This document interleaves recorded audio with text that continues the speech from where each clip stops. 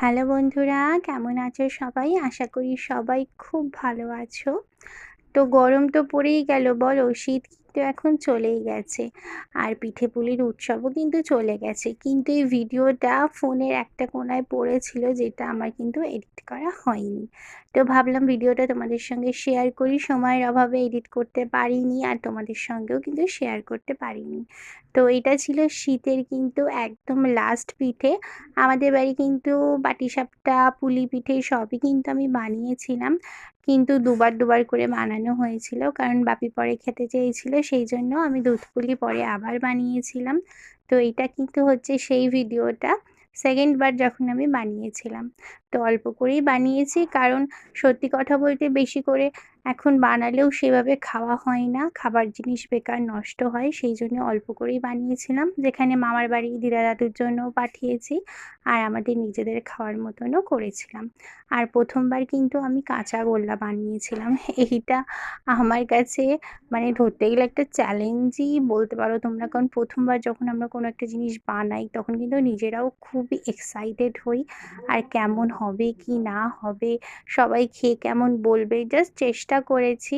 তো দেখলাম ভালোই হয়েছে, খারাপ হয়নি। তো তার সাথে কিন্তু বানিয়েছিলাম চুষি পায়েস, যেটা কিন্তু আমার বোন খেতে চেয়েছিল। ও চুষির পায়েস খেতে খুব ভালোবাসে, সেই জন্য ওর জন্য স্পেশালি আমি চুষির পায়েসটা বানিয়েছিলাম। আর ও কিন্তু খেয়ে বলেছে এটা খুব সুন্দর হয়েছে খেতে। আর সত্যি খুব ঘন হয়েছিল, যেহেতু অনেকক্ষণ ধরে জাল দিয়েছিলাম।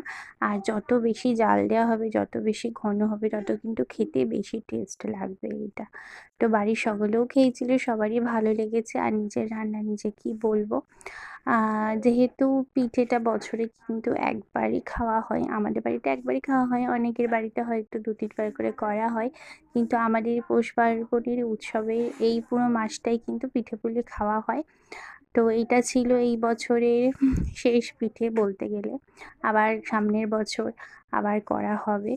তো এইটাই স্বাদটা থেকে যাক।